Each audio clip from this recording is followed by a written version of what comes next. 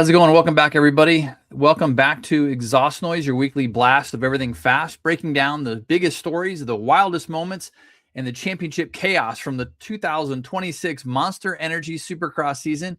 We're rolling through the hot February months here with Supercross season. The points are tightening and Daytona is coming up fast. So let's jump into it, shall we? First segment today, we're going to talk about round 5, the results and storylines from Phoenix. Round 5 from Phoenix delivered everything we expected: speed, chaos, and the massive shift in championship points picture that we predicted coming in. The 450 Supercross storylines include Hunter Lawrence, who rode like a possible future champion. No win yet, but he managed to race like a red-plated points man. Smart lines, zero panic, and received maximum points. That's how you build a title run in Supercross. Cooper Webb quietly delivered another Webb-style podium. No flash, no drama, just pressure, patience, and late race execution. Webb's building something dangerous here, and he's defending that number 1 plate from 2025 championship. Eli Tomac crashed, changed the entire outcome of the night. An early fall in the rhythm lane bent and broke the bike and killed his momentum. He was able to salvage 12th place out of all that, but it was a costly night for Tomac in regards to the championship run. His teammate Jorge Prado continued to impress indoors. He had a much better night this week than he had in previous weeks. Better in the whoop section, better timing, better confidence. He's been on the podium once this season, but has missed it the last few rounds.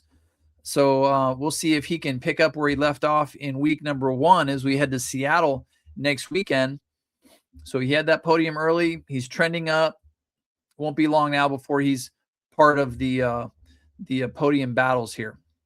The track broke down pretty fast in Phoenix. Usually stays hard packed, but this year it transitioned and cupped out really early. The whoops became a separator for both classes. We'll talk about 250s here in just a minute. Ken Roczen faded late this week. He looked unreal early. He was actually really competitive early. Perfect timing, clean lines. The Suzuki RMZ 450 was hooking up everywhere, but then the fade was real. The whoops deteriorated, and that's where he lost most of his time. His preferred inside line blew out, so he couldn't use that, forcing him to double single while Webb and Hunter Lawrence kept tripling.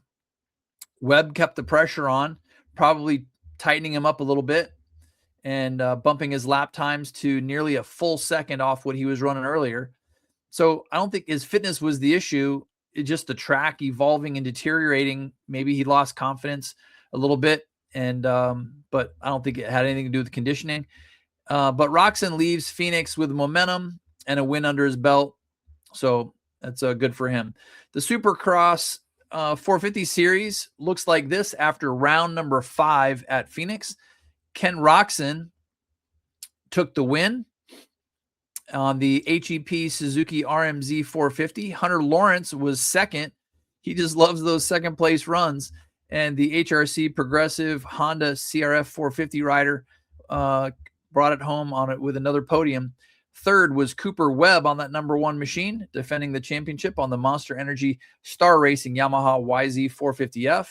His teammate Justin Cooper on the Monster Energy Star Racing Yamaha was 4th, and 5th was the European Jorge Prado on the Red Bull KTM 450, and that's the SXF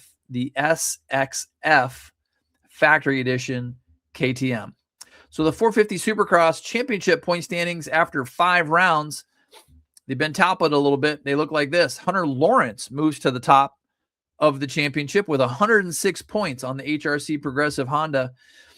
And Ken Roczen is up to 101 points to be second on the Suzuki. Eli Tomac falls all the way back to 3rd, so he's 98 points on the Red Bull KTM.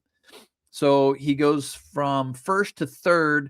The difference now is 8 points between Hunter Lawrence, who moved up, and Eli Tomac. Remember, Hunter Lawrence, he's just been second place. He's been right there the whole season, and now he's able to push ahead into the win with the problems that Tomac had.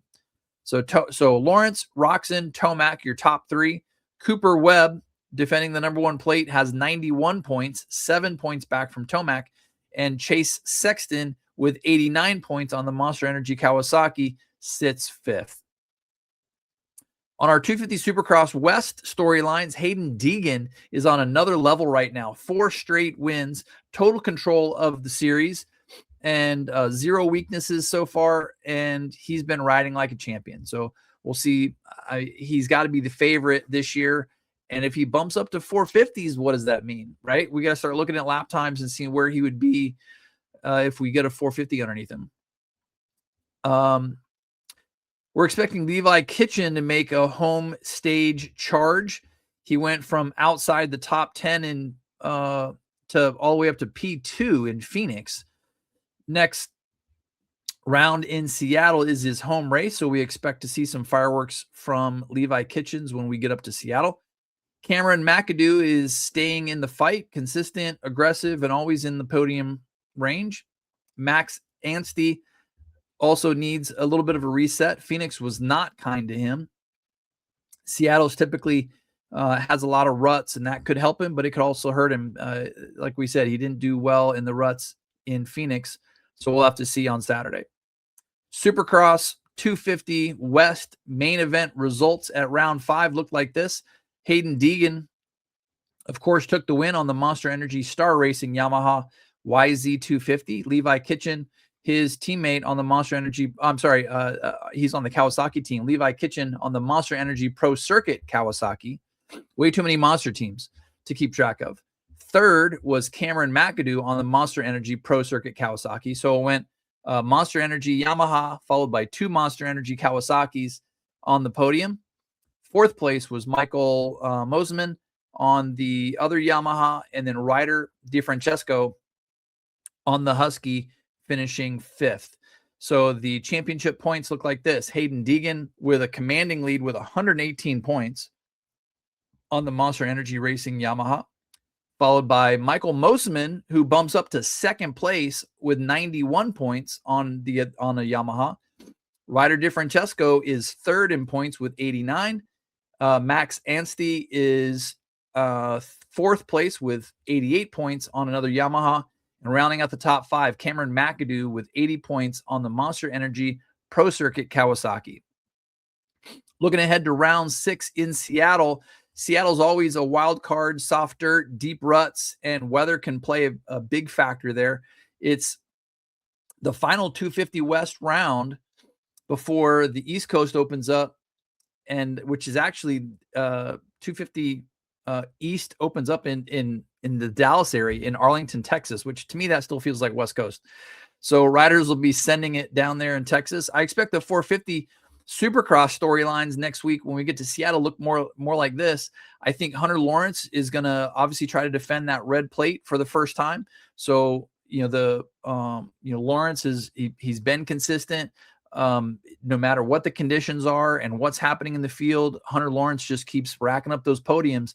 That's what it takes to win and defend championships. So Hunter Lawrence, I think, is going to try to defend the plate and just score as many points as he can. Obviously, he's been consistent, but Seattle's ruts could be a big factor down there. Ken Roczen has real momentum. If he fixes the late race fade that he's had, he's a threat to win again. Eli Tomac needs a bounce back race. So Seattle's technical layout could either help him or hurt him based on fitness. Not sure if he's hurt yet.